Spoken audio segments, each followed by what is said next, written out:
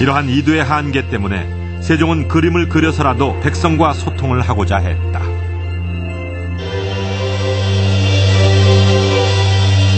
그림으로 그려서 책을 발간하기도 합니다. 여기에서 그들과 바로 소통할 수 있는 절대의 문자가 필요했겠다 해서 샘문자가 만들어진다라고 하는 이제 그런 측면도 충분히 있을 수 있고요. 백성들과의 소통을 꿈꾸었던 세종에게 백성들이 쉽게 쓸 수 있는 문자를 만드는 일은 무엇보다도 중요한 과업이었다.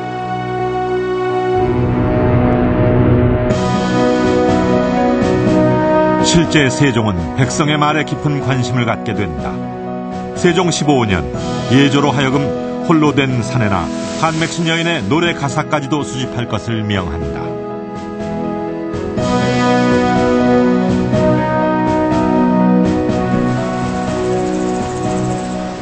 세종의 둘째 딸인 정의공주와의 일화에서 세종이 지방의 사투리까지도 연구하게 했음을 짐작케 하는 이야기가 전해온다.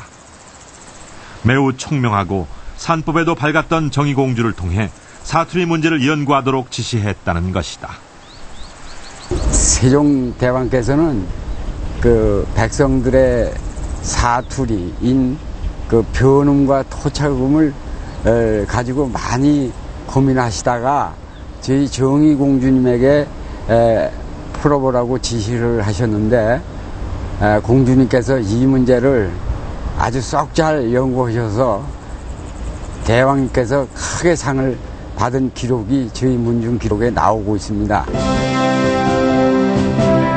죽산 안씨 족보엔 재능이 많았던 정의공주에 대해 자세히 정리해놓고 있다. 그런데 그중에 세종이 정의공주에게 변음과 토착지방의 사투리 문제까지도 풀도록 했다는 내용이 나온다. 아이들 말이나 사투리까지 표현할 수 있는 백성의 문자 훈민정음은 그렇게 탄생했다. 백성들 누구나 쉽게 쓸 수 있는 문자를 만들어 소통을 하고 싶었던 세종. 그것이 어렵고도 험난한 과정을 거치면서까지 훈민정음을 만들고자 했던 이유다. 어린아이의 말까지도 염두에 둘 정도로 백성이 하는 말은 무엇이든 표현할 수 있는 문자를 만들고 싶었던 세종대왕. 과학적이고 체계적인, 그래서 배우기에 아주 쉬운 소리 문자의 제작은 그렇게 시작됐습니다. 그러나 문자를 만드는 일은 의욕이나 의지만 갖고 되는 일은 아닙니다. 소리와 문자에 대한 고도의 전문 지식과 능력이 필요한 일입니다. 과연 세종대왕에게는 문자 창제를 위한 전문 지식과 능력이 있었을까요?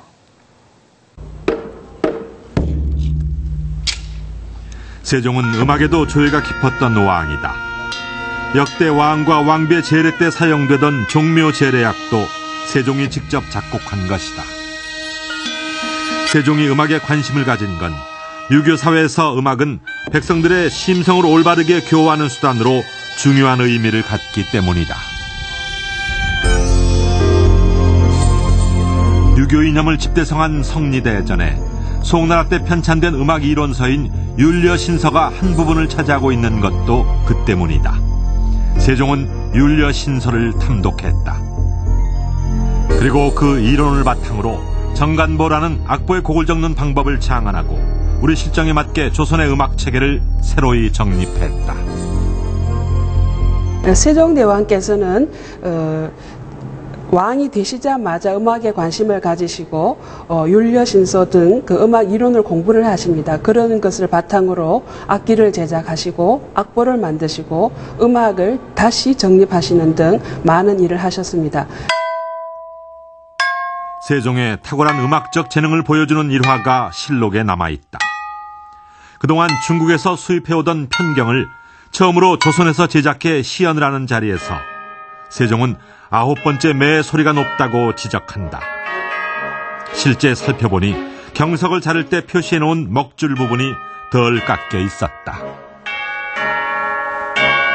평경은 두께에 따라서 음의 높낮이가 결정이 되는데 아직 먹줄이 남아 있다는 것은 음이 높다는 것을 뜻합니다. 따라서 그 정도의 음을 감지하는 것은 매우 민감한 귀를 가졌다는 것인데 그 음률을 현재의 관점으로 해석을 하자면 반음의 5분의 1 정도, 5분의 1 음 정도가 되는 것입니다. 세종은 음악뿐 아니라 음운학에서도 당대 최고의 실력을 갖추고 있었다. 특히 그 음운론에 있어 가지고서는 중국의 운서를 가지고 공부를 하면서도 우리나라 운서를 편찬하는 데 응용을 하였는데, 비록 중국의 그러한 그 용어인 그 오음과 칠음의 개념을 사용하긴 했지만은 세종대왕의 그런 중국 음운학 이론에 관한 지식은 상당히 높았다고 보입니다. 훈민정음 반대 상소를 올린 신하들에게 너희가 운서를 안으하며 호통을 치는 대목에서도 세종의 음운학 실력을 가늠할 수 있다.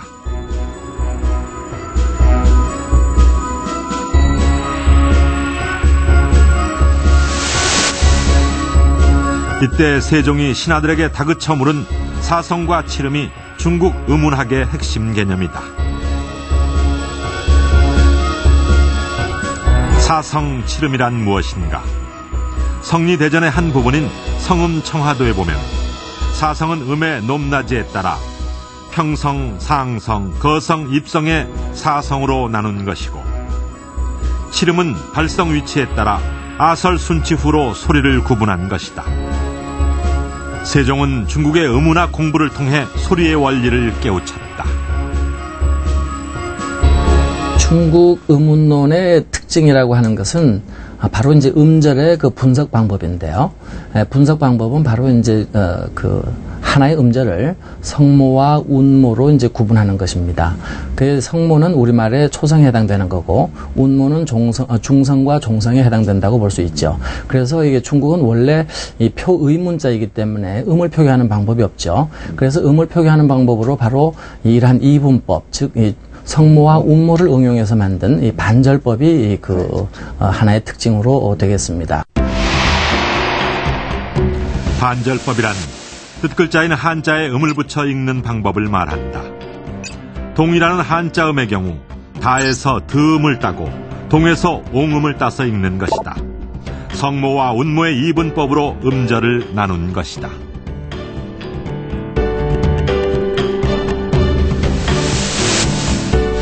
이와 달리 훈민정음은 한 음절을 초성과 중성, 종성 3분법으로 나누었다. 중국 음운학에서는 볼 수 없던 새로운 체계를 만들어낸 것이다.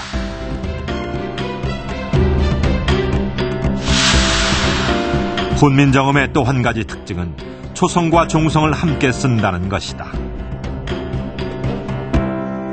초성과 종성이 같은 소리라고 하는 걸 어떻게 확인할 수 있었을까? 차자표기라든지 우리말의 구조를 보면은 쉽게 그 답이 나올 수 있다고 생각합니다. 그러니까 우리말에서 그 물이라고 하는 명사를 보면 끝소리 종성에 리을이 있습니다.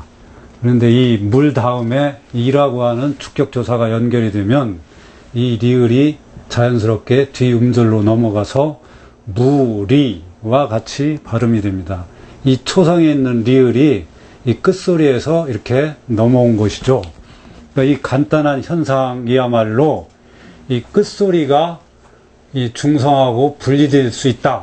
이것이 바로 음절의 3분법에 해당하는 우리말 특성. 우리말 특성이라고 말할 수 있습니다. 이러한 우리말의 특성은 이두식 표기를 통해서도 드러난다. 밤과 시름을 뜻하는 야와 우에 불필요해 보이는 음을 덧붙였는데 이는 종성에 해당하는 미음을 표기하기 위한 것이었다.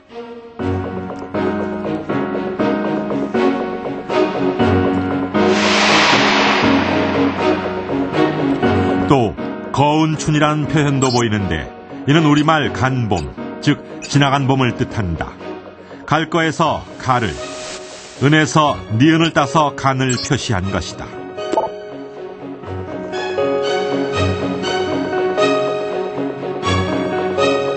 이미 차자 표기를 통해서 그들이 받침 글자를 따로따로 챙겼다라고 하는 것은요, 뭘 말하는 거니까 음소 개념을 알고 있었다는 이야기입니다. 그것의